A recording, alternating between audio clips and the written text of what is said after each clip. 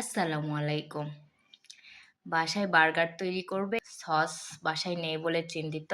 আর চিন্তা করার প্রয়োজন নেই। কারণ আজকে আমরা বার্গারের সস বাসায় কিভাবে তৈরি করতে হয় সেটাই শিখব। আর বার্গারের সস তৈরি করতে কি প্রয়োজন চলুন দেখে নিই।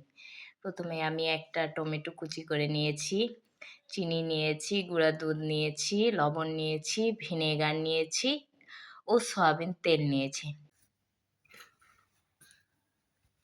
আমি ব্লেন্ডারে কুচিয়ে রাখা টমেটোটা দিয়ে দিব। সামান্য পরিমাণে লবণ দিয়ে নেব।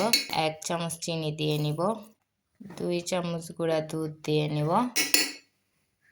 ভিনেগার দিয়ে নিব। 1 চামচ পরিমাণ সয়াবিন তেল দিয়ে নেব।